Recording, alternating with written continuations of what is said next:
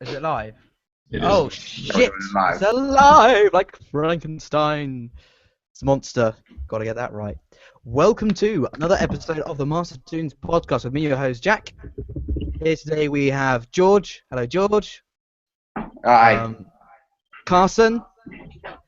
And we're supposed to have Proto, but we reckon he's got his finger stuck in a sink again. So that's it. Yeah. So part of our month of live action movies based on animated products. So last week we did the Scooby-Doo live action movie, much to our horror. Apart from Carson, Yeah. he fucking loved it. He can't deny it. This week we are going to be doing the 101 Dalmatians movie from 1996. So if you don't know the plot, it is. I'm not sure how you don't know the plot. It's pretty simple. There's 101 Dalmatians. Cruella de Vil wants them to make a coat. And, if it was in China, there'd be no problems. But because it's America, there's stricter standards. There's a few issues with many hilarious jokes on the way of the adventure. The movie is directed by a man called Stephen Herrick. I think that's how you say his name. It's got a rather interesting film career. So, before this movie, he directed Critters, which I know is a cult classic. Bill and Ted's Excellent Adventure, which is an excellent movie. Mighty Ducks. I knew that I recognized his name. Yeah. Mighty Ducks, for some reason. Three Musketeers, which I hear is a good movie. Then after 101 Dalmatians, you're going to love this. So his credits include Into the Blue 2, The Reef, which was a direct-to-DVD movie. The Chaperone, fuck knows what that is. Dead Like Me, Life After Death. Man of the House, Rockstar, Holy Man. Have you heard of any of these films? No? No, I have not. Which is pretty strange because this movie didn't do too badly at the box office. It on a budget of I think it's 75 million, made 320 million, which isn't Seriously? amazing. Isn't amazing, but it's quite good, I suppose.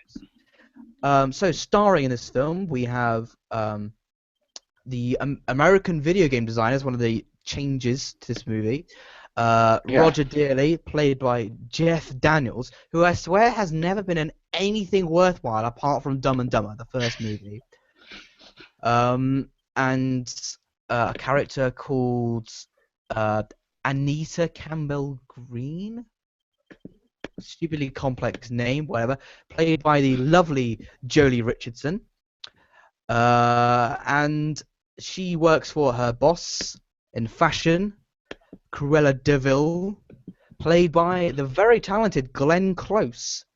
Other actors in the movie include Hugh Laurie, best known for House, and he's a very famous dude.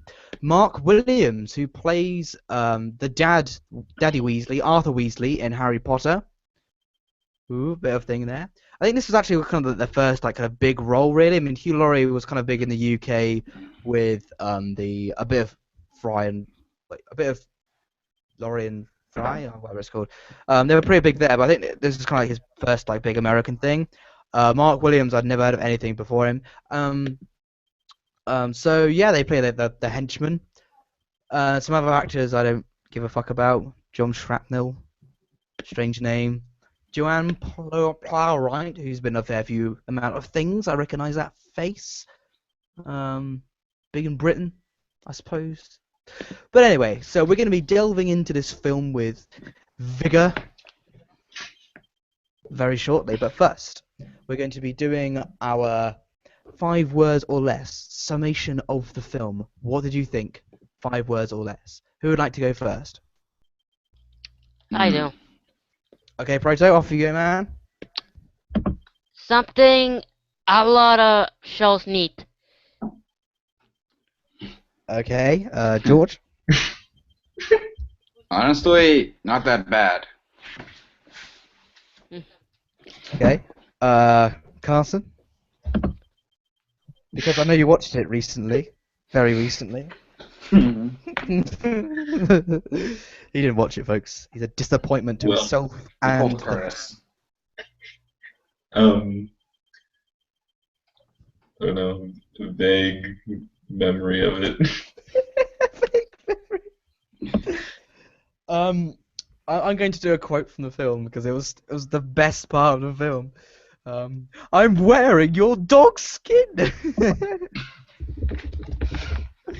um, yeah, I mean, I think this movie, I had kind of a little bit of fun watching it, How but much bring down now?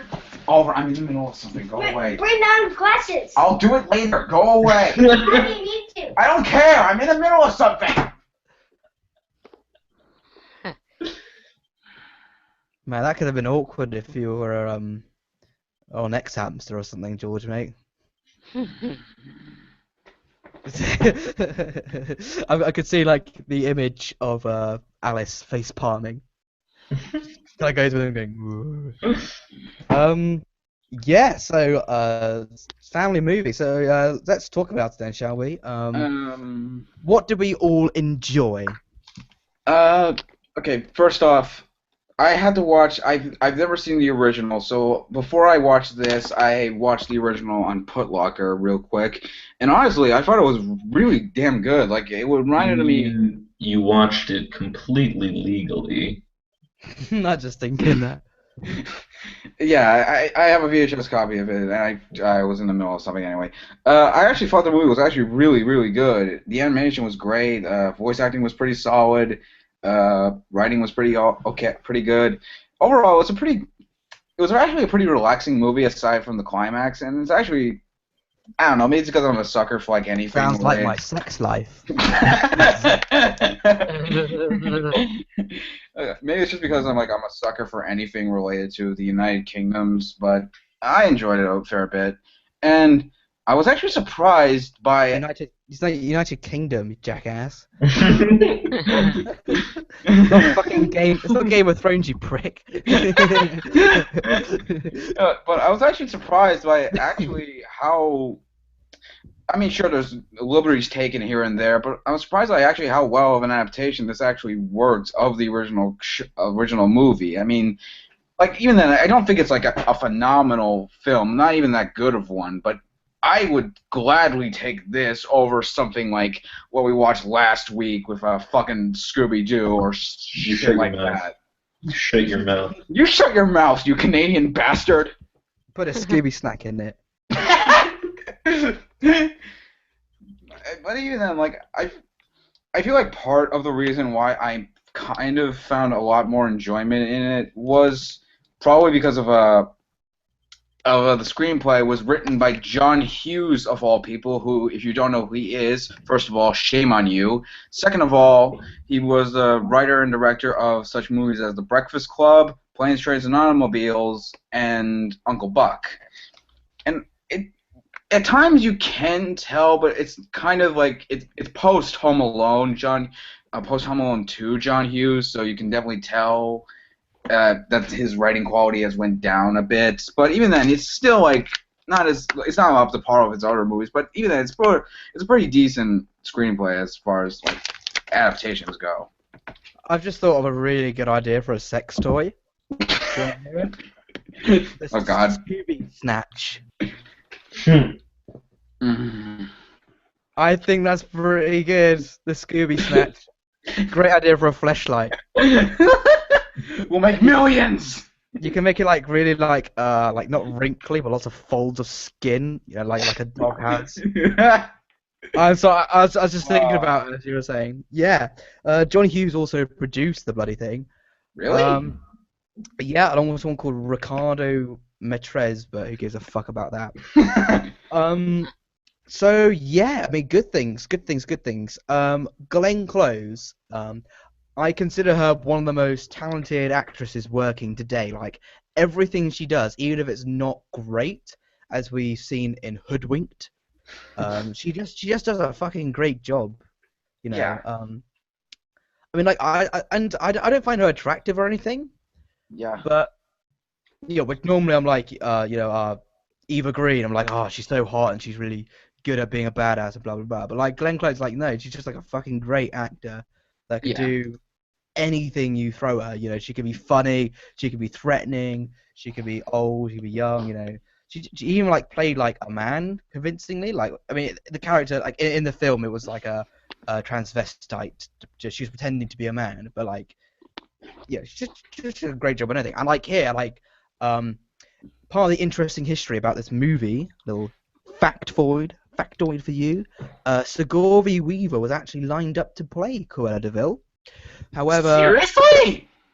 yeah, however, she didn't get it for one reason or another. I think maybe she was busy with like a Alien or something. I don't know. But Glenn Close took it after finishing her run in the musical Sunset Boulevard. And she just does a fucking great job at Cruella de Vil. Like, I mean, Yeah. it's quite hard to live up to, because the original Cruella de Vil is so memorable and so awesome, like so evil, like Yeah. the design, the voice, everything. And Yeah. so, you know, it's kind of like the Heath Ledger of the Disney. You know, like it was kind of like trying to follow Jack Nicholson after like Batman. But Mhm. she just does a fucking great job. Like you could tell she loves being this character. Yeah. Like I said, that scene where like she's so horrible. She was talking to the lady character Anita, Yeah. you know, and saying like, you know, like, you know, if it was your dog, I could be wearing its skin. Like, and she just laughs her fucking head off. There's a bit where it's like she says another bit where she says like something not that funny, and then like, it kind of cuts to her like she's just laughing maniacally, like it's like yeah, Yeah. so good, so good.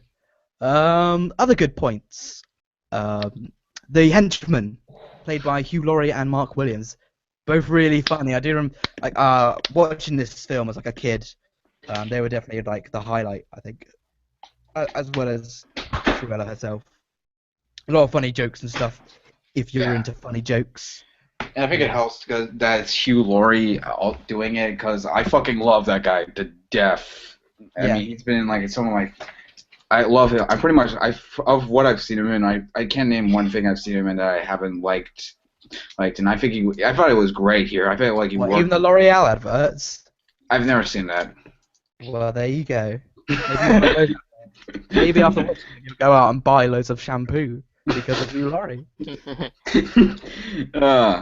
Anyway, but I felt like the acting from the villains is actually pretty damn solid, and even then the Jeff Daniels and the lady chick actually do a fairly good job, but it's fairly weak, mostly because much like in the original, the couple doesn't do a lot. They mostly just like. We'll get into the bad points. Yeah, okay. But the good, like their chemistry, the henchman's chemistry is really, really good. The comic timing is amazing. Like I'm not sure what Mark Williams' credits is, but Hugh Laurie, if you didn't know, has quite a history with comedy. You know that's how he you know broke his bread. Is that expression, broke your bread? I think it is. I don't know. It's his bread and butter. It's how he snapped his hymen. I don't know. Whatever. Shaking his head. Other good bits. I mean, I guess the dogs are quite cute sometimes. Oh yeah, the acting from The dogs. the dogs. Oh, I was inspired. I'm honestly surprised that there was no Oscar nomination there. I would consider it a snub. We need as animal rights, animal representation in Oscar nominations. It's honestly a problem that you know the industry as a whole faces, and Oppressive. I think this is a product of that. Yeah. Oppressive. Yeah, especially when I take into account like the amount of shit that the dogs have to do in it. It's hard to. I know it's hard to train dogs, but even then, when you look at a lot of the training, like I have a dog myself, and my brother has a dog, and we trained like for a couple of days to get her to like sit and shit. But even then, when you look at a lot of the stuff that the dogs have to do in this movie, it's actually quite impressive that they're actually convey actually convey actual characters to a certain extent, which is a sign of good directing and good uh, good training that you can do Yeah, well, for something like the that. animal handlers are all really good. I mean, they went on to do such animal classics as Millionaire Dog and Bone Alone, another other Uh, cult you know what's classics. funny? I actually thought you were going to reference at one point the highly obscure movie, The $1,000,000 Duck. That when you said like the $1,000,000 something. I don't know. Uh, Bone Alone is actually a movie. You can check it out on Amazon. I shit you not. oh boy. Yeah, it's kind of funny. Like we have some really good ideas. Like you guys have some really good ideas, and that these people like somehow make these movies with the worst ideas ever, and they get paid thousands of pounds for it. You know, what are we missing something? I don't know. uh, So I mean, like going on to like kind of the bad points, evident by the amount of good points. This movie is boring, basically. I mean, watching it, there's some like funny jokes and stuff, and some of the characters are really great, but the two main leads, um, George, what the fuck are you doing? Plan of change. Yeah, we're just...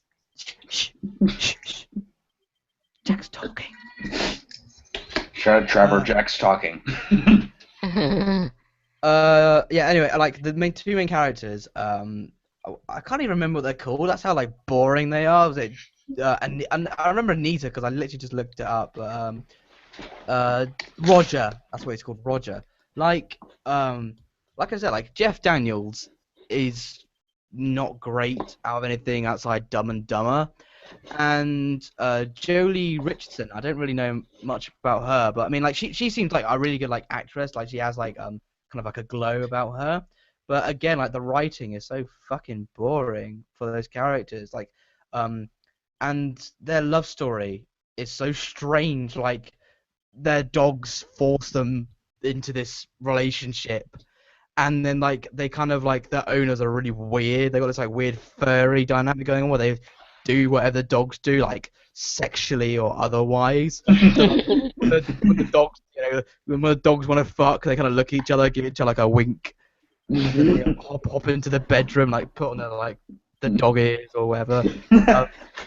And then like they literally just meet. They haven't even shagged as far as I'm aware, because they're both Yeah. soaking wet. Because like you see the same joke twice, where Jeff Daniels gets wet, Yeah. and then like this takes about 10 minutes, by the way, folks.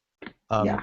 It's not like a quick boom boom at the Yeah. same time, which would be a lot better. It's like, oh, why'd you get wet? Blah blah blah. Conversation. We'll see you later. Cycling away. Oh. huh? You okay, man? And okay, we lost him. And then they decide to get married.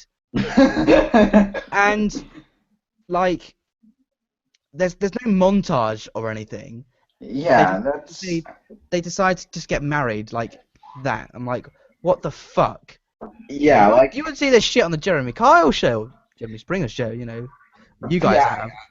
I agree. Like that's part of my that's probably my really biggest complaint with this movie is that it just doesn't make sense. Like you can forgive stuff like that if it happens like in like an animated Disney princess movie or stuff like that because it's like a Well, yeah, it's whimsical. yeah, it's whimsical Yeah, and it's a cartoon. You can have the imagery and yeah. you know. But this is in- real life. But like- like none of this shit happens. Okay, this shit does happen in real life, but it's fucking stupid either way. And even then, to make Portishead like even like they cut like the wedding day thing, like it would they spoil like a tagline instead like 3 weeks later or something, and they just start dating or something like that. That would make a lot more sense. But Yeah, really, just get married like after your dogs want to be together. I mean, Seriously? it's very hard, but you can get away with it if you do it right. And this movie, like with live action, because obviously it's inherently more grounded in reality than like a cartoon. Yeah. It's really hard to get away with that shit.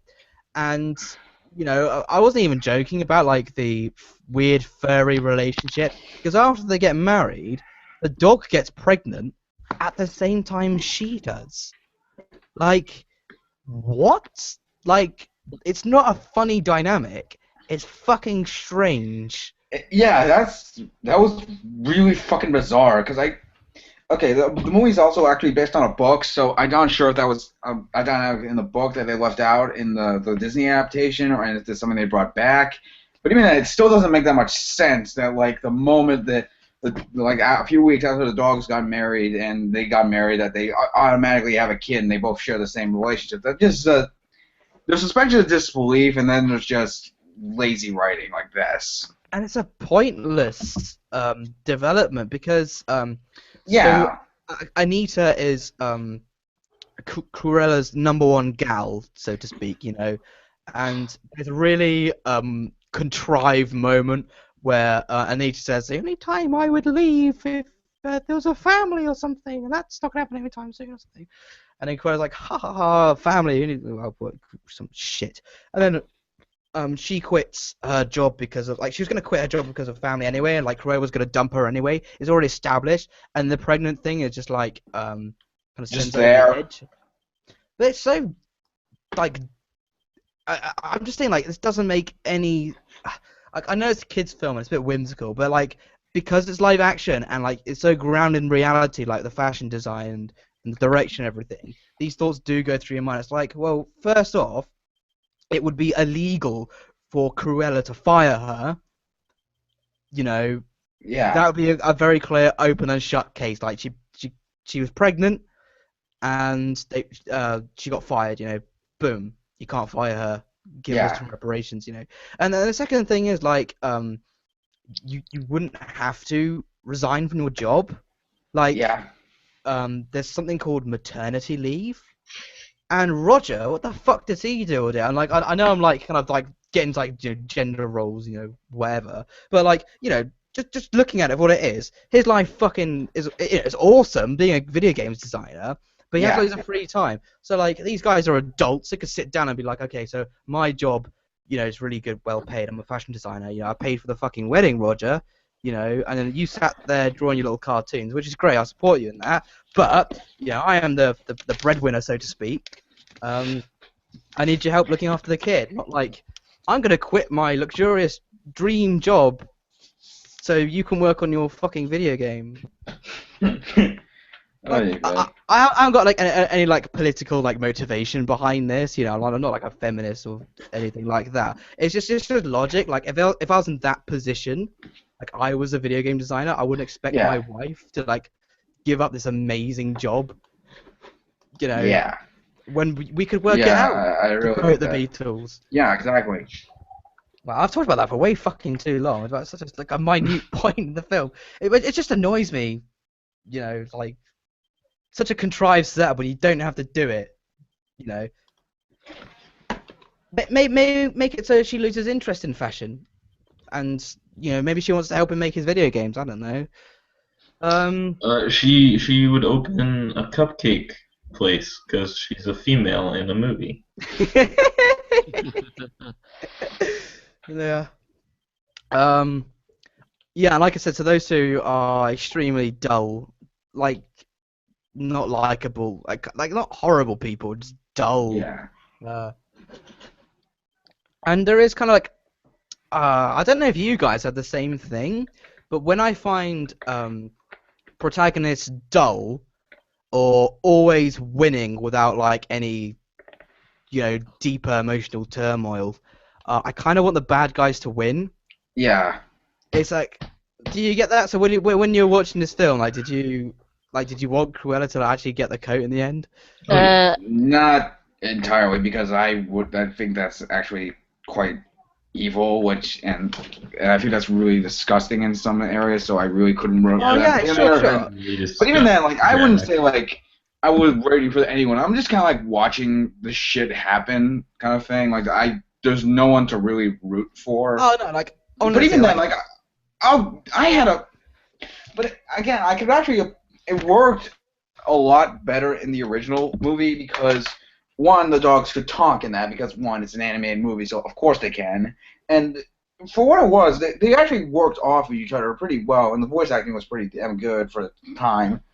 but there's nothing really to work with making a live action adaptation when it comes to that kind of thing. I mean, Yeah. sure, like they do a good job with, again, the visual storytelling aspect of it with the dogs, with most of the dog scenes, but even then, it's just not that interesting in a sense.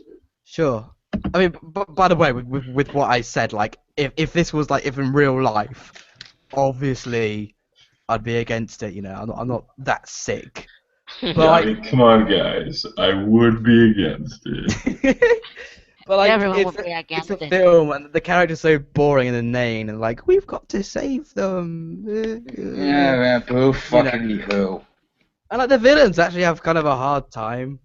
Yeah, like I feel a bad for them. Like, the henchmen are clearly like, will just do anything to, have money to buy a sandwich. yeah, It's not their fault they lack a moral compass, so to speak. yeah, exactly.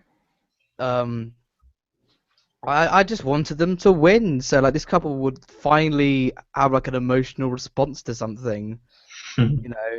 That's basically it. And Cruella could be happy. Like, I love Cruella.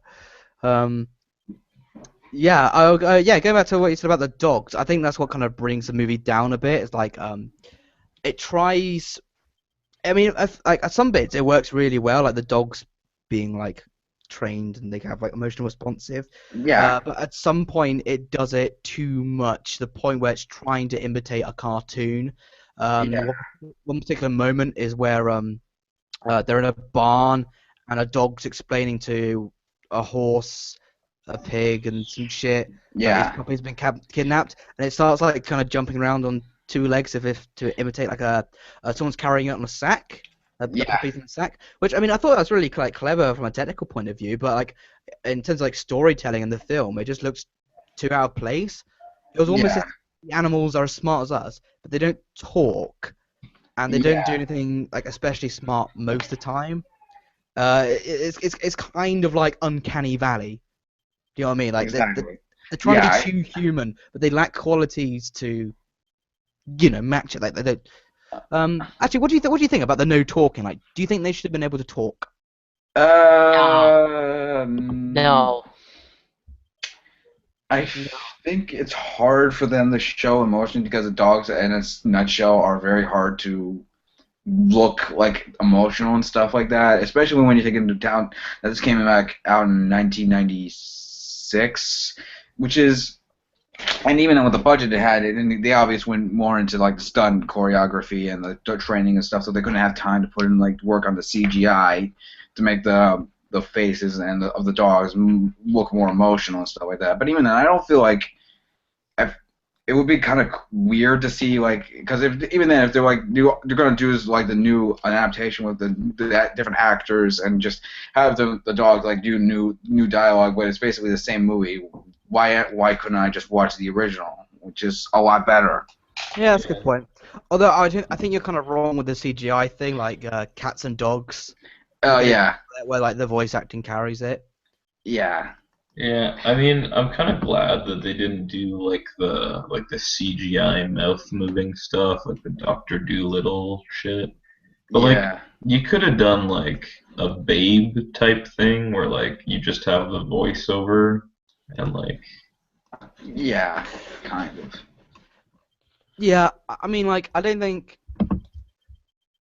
Like on one hand, it could have helped the movie when they're trying to make these animals like very kind of like vocal without actually talking. Mhm. So but at the same time, it like there is. I will give like the direction in this. There is like a nice feeling about it. If something feels like quite genuine and warm about the film. Um, I don't know if you felt that. It's hard to explain. Like, it didn't feel processed. Like the sets and not necessarily the characters, but how it was shot all felt kind of natural. Yeah, So maybe it would have worked against it. I mean, the second movie, interestingly, isn't horrible. It's by a different director. They make the parrot talk. Ugh. It really works because what it does is like the parrot doesn't talk loads. Like a normal kind of like a normal person, but like it has like kind of a conversation with humans and it can talk to the puppies. Not like, oh, Yeah. he said he did this. Like there's a communication barrier. It's like he interprets the action. It's done well, and I think this movie could have used something like that. I mean, Mm. obviously, like the character didn't exist, but do you know what I mean? What else?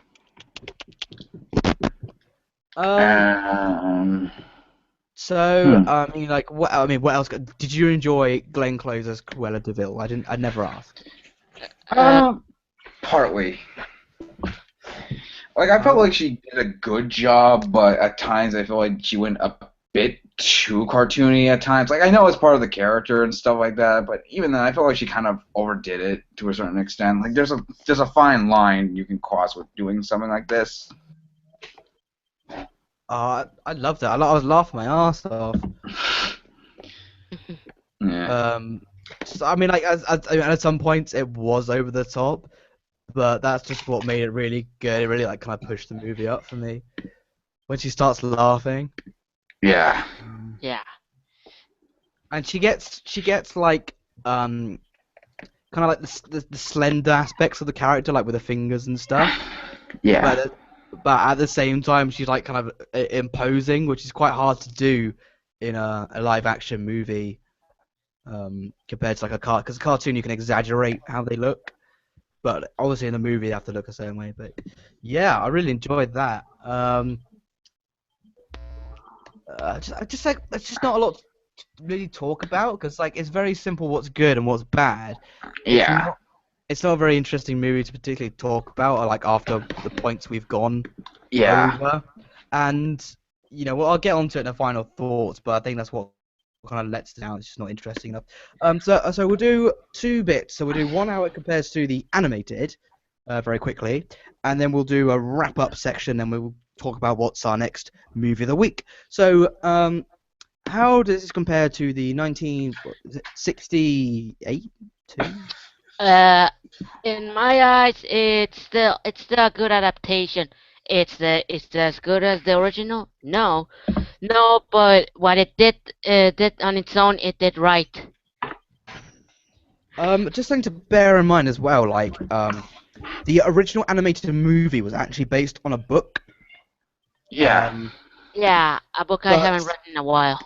sure, but you can tell that this movie kind of takes most of its cues from the animated one. Yeah. I think the only real like major change is there's not the same car chase scene Yeah. with the poppies in the snow as such as the same.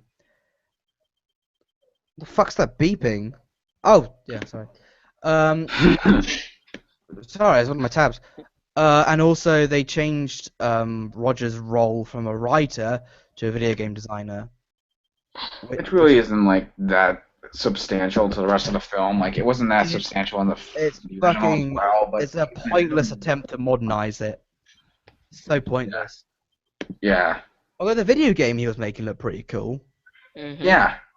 I'd love to play a movie which is like a game rather that's animated like the original movie. Look pretty sick. Yeah. Anyway, yeah. So comparing to the animated one, I haven't seen the animated movie in ages, so I'll probably let George talk about it in a second. But I probably enjoy the animated movie more because of like because the animation is so good. Like there's like little extra bits added that just look really good animated form. Like when like Roger is really cross with Cruella, he's like and like he's like tapping his like his pipe kind of angrily, and then the dog's frowning as well. It's like Yeah. you don't really get that in the live action one. And Jeff Daniels is fucking boring again. Yeah. And I liked the voice acting a lot in the original. Like that's the Twilight Brigade of Twilight Park, whatever it's called, you know. And there's the like the iconic imagery of when Cruella's driving down the hill in the car, and the car's completely fucked. But she's so like angry. Yeah.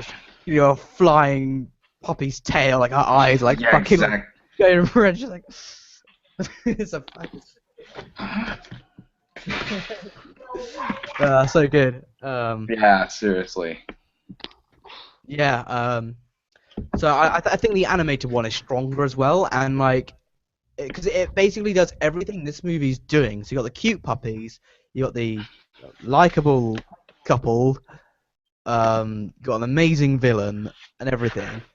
But because it's a really well-made animated movie, it just like kind of notches it up with its coherence to what it's trying to do. Yeah. Yeah. But George, you watched it recently, so maybe you could Yeah, like the original anime movie was done by probably my favorite old school Disney animator, George Wolfgang. Lucas. Fuck no. The guy's name is Wolfgang Ritterman. I don't know how to pronounce it. Wolfgang Mozart. No. Okay. Here, I'm posting it in the chat. This is what his name is. No. Basically, Hitler. the reason why he's probably my favorite animated the classic Disney animators because he did a few of my favorite Disney animated movies. Such include The Aristocrats, The Sword and the Stone, and I'm sorry, but The Aristocrats is fucking awful. I grew up. That movie was my fucking childhood, man. Right. I'm gonna say one thing about that movie. The scene where they sing a particularly catchy song, I do admit it's good. Everybody be a cat. You know, they've trashed their own fucking house and then they just walk out into the street. Where the fuck are they going? I don't fucking know. Everybody. You're having a good time, but I'm not. I'm watching you fucking idiots just walking around in the middle of a cold night. It's winter. They let these people. You know what? Okay, it's your house. You can do whatever the fuck you want, but you invited people in because they're cold and they have nowhere else to go. What do? You destroyed their only for the night. You're a fucking asshole. Fuck you all. Just say it. Anyway, he also did Robin Hood and the Many Adventures of Winnie the Pooh, which are some of my personal favorite Disney movies. And coming from and this was also, I believe, his first like director credit as far as a feature animated feature goes. And I feel like he did it. Okay, he wasn't the only one. He worked with two others. As if you don't know, there's like a good amount of like original classic Disney movies had more than one director, which I think helps. And as far as it goes, the animation is great. It can be really funny. It's actually really well made. The music's pretty damn great, and it's overall a very, very solid Disney movie as far as they go. My only real issues with it, and never mind. But as far as it goes from adaptations, honestly, it's a pretty damn good adaptation, but it just doesn't work as well as it does in the animated version. And it's not just because of nostalgia, because, again, I've never seen either. It's just because in live action, you can't really do that much with making this movie kind of live action, even though it does work for the most part. Like, the stuff with Hugh Laurie and the other guy is pretty damn good. Glenn Close is great. Jeff Daniels works pretty okay. But the rest of it is just kind of, it works, but it's not so awful that we can be angry about it, but it's not so great we can praise it to death. If that makes sense. I mean, let's talk about the ending very quickly. I mean, like, one thing I constantly forget about this film is they don't have 100 puppies at the start. They have like 24, and Cruella steals them from other people. And then, like, at the end, it's like, oh, we can't find owners for these 80-odd other puppies. So, you know, it's called 101 Dalmatians. It'd be nice and convenient to, like, you know, tie that all up. So why don't you take the rest of them? It's like, well, we can't look after 100 puppies. It's like, but we can, because we have puppies. 100 puppies. We can't look after it. Yeah, we'll make it work. And the dog looks up like, oh.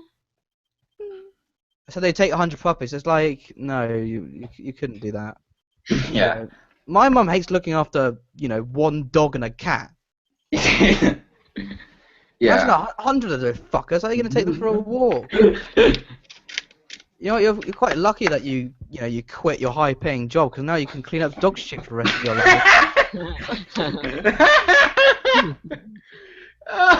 Exactly. Seriously, Oh. like, okay, one bag of dog food, like 1.5 kilograms, lasts about we'll call it like 2 weeks. Yeah, I That know. costs about £3, right? Yeah. Now times that by 101,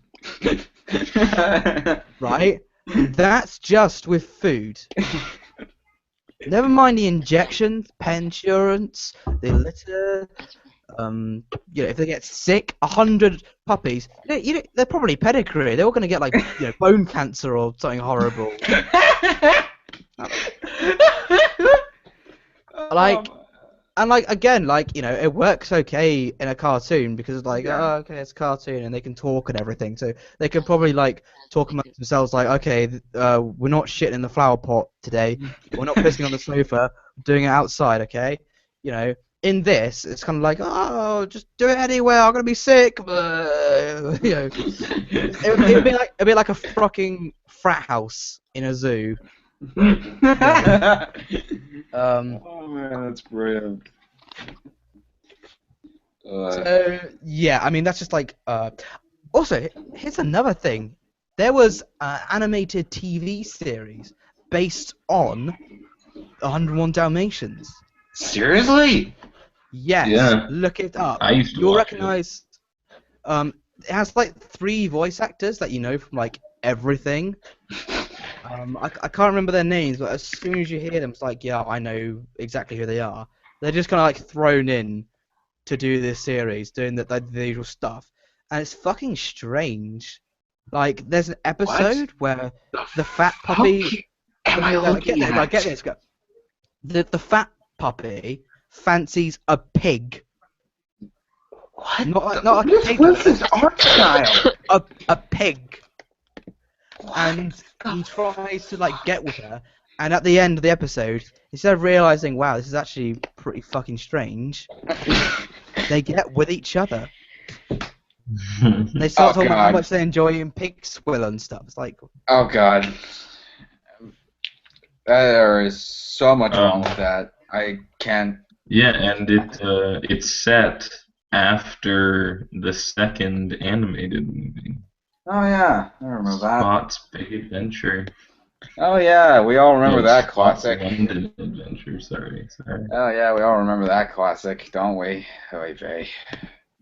yeah. Anyway, it's getting quite late. I've got uni in the morning, so let's tie up with our final thoughts. Incidentally, if you want to check out the animated TV series, give it a quick look, then throw some cold water in your eyes and do something else. Just so your curiosity is sated, as it will. Oy. So final thoughts. Who wants to go first? I don't know. Okay, you can, George. You got a big fucking mouth on you, haven't you? Ha ha ha! Very funny. Overall, it's better than the Abomination we watched last week. It's nothing special, but I'm glad we take it. But it's tolerable at best, and at times it can be. It's a really well-made film, but at best, it's okay at best. And if you had the option that you either watch this or the original, watch the original. Okay then. Could you stop with the burping already? I can actually burp whenever I want. Seriously? Oh, man. We're upping the integrity on this podcast, aren't we? Proto Outside of being a good adaptation, this movie contains one of the few aspects I feel most of the animated shows are missing. Which is the fact to tell a story within the visuals, not by voice acting or a great soundtrack, just by letting the scene flow. So that because let's face it, after Symbiotic Titan, almost every show in Cartoon Network is almost not doing that style. But I want to talk another thing that the other main four failed to accomplish, but we need to review Under the Red Hood for that. But but back to the topic. As a movie, I give it a 7. But yeah, watch the original, and you will be not missing out anything. Yeah, seriously. Like the original, like the movie is essentially like I said, it's a great adaptation, but even then, like it's just kind of a less interesting adaptation than the original because why make an adaptation of the original and be so close to it when really that just seems kind of pointless? I mean, yeah, it made some money, but yeah, forget it. I'm rambling. Anyway, Carson or Jack, want to go next? Carson, what do you think? Um, I mean, from what I remember, because I have seen it before, it is a pretty like faithful adaptation for the most part. Like it really kind of captures the spirit of the animated movie and tries to kind of stick to the animated movie as much as possible while still adapting it for live action and bringing it into the modern era and blah blah blah. And in that, I think it's pretty good. But like you guys said, like it's pretty um, lackluster. I mean, like it doesn't really stand out in my mind as one of like what the. do you remember from it? I'm quite curious about that because before watching this film, I hadn't seen it in fucking years. I can only remember tiny bits of it because it was so forgettable. Mhm. Yeah, But I mean, most of it is forgettable. I remember like the very beginning when like Pongo is like getting Roger out of bed. Um, and I remember them like escaping and like at the end when the henchmen like fall down the chute or whatever. Is like where they slip on ice or something like that. Ah, I don't know. yeah, yeah. Yeah. Um, but yeah, I don't really remember too much about it. Oh, I also remember when they break into the house and like put the like cleaning lady in the closet or whatever. Yeah, oh, that made me. That was really Oh, wait, funny, hold actually. I'm gonna move something. It's been Yeah, off I for remember hours. that. But and I remember like Roger and Anita like getting together. I remember that whole part. I remember the Yeah. beginning more than like the actual like puppy stuff, which They is. call it puppy love. Um, but yeah, I think it kind of like tried its best, and we ended up with an okay movie, but like I obviously wasn't clamoring at the door. Um, and Yeah. yeah, it just really this conversation just makes me want to go watch the animated movie, not the live Yeah. action one.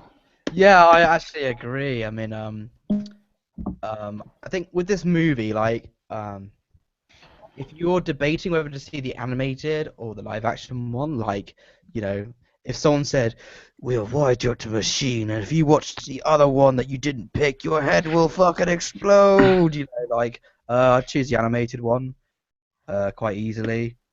It's a lot better. But I mean, for what this film has to offer, there's still some really great stuff in it. Like I said, the henchmen are both really funny. In fact, all the villains are really great. I love Cruella de Vil, played by Glenn Close. I love the two henchmen with Hugh Laurie and Mark Williams, and Mr. Skinner. Like I can't remember if he was in the original or not, but here, he's really. Again, that's just a really funny scene when the henchmen meet him for the first time, and it's like, don't talk to him, and don't talk about the scar on his throat.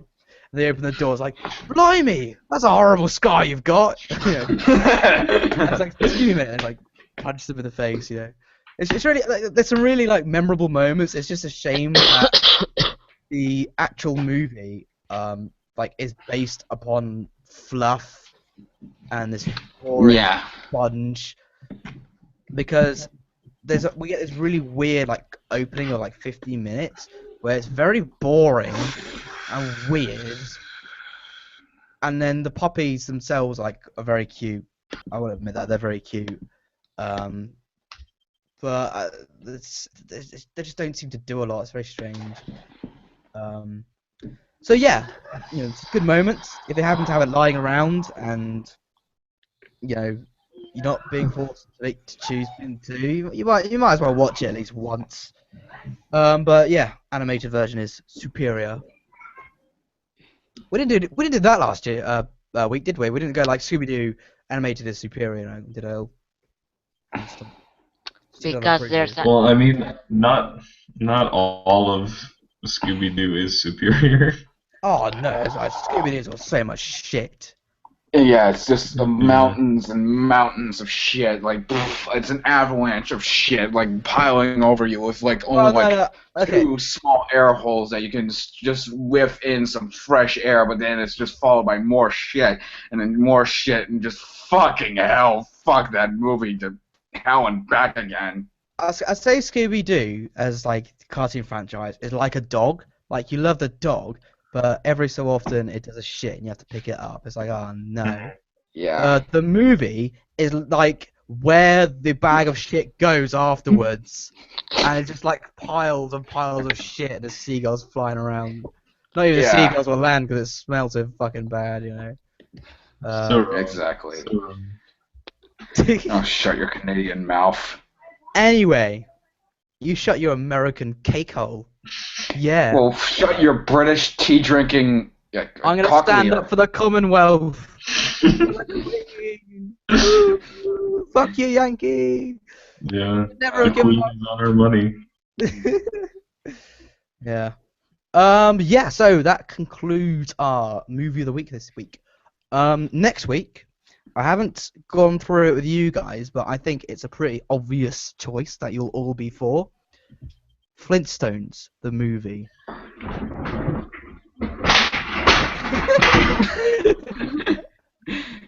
Oh god, what is he doing?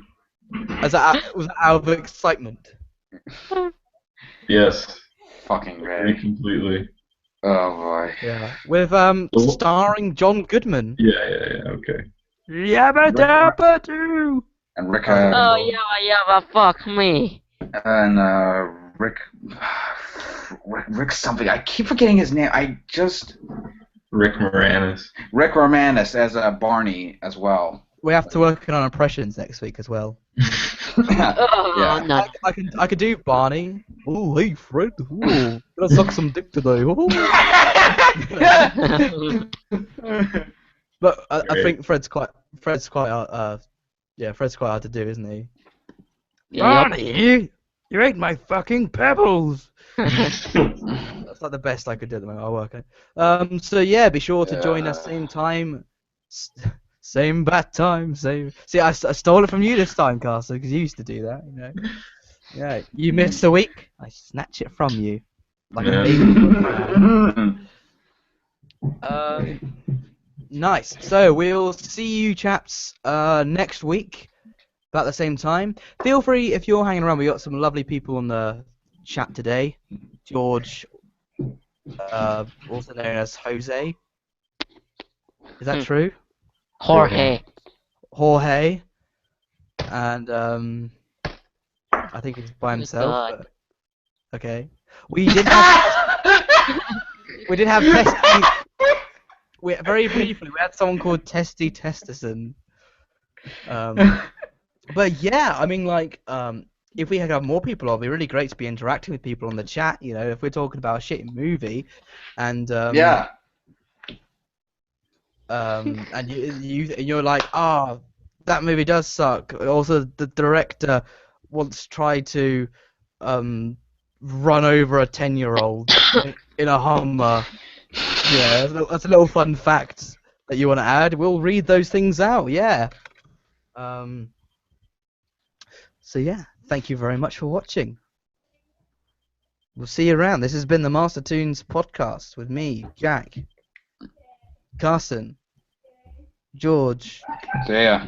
Proto, and hopefully many See more ya. people next week. We need to come up with like an outro line. You know what I mean? And we have mastered this tune. Oh. I'll stop the stream, That gave Carson. me that gave me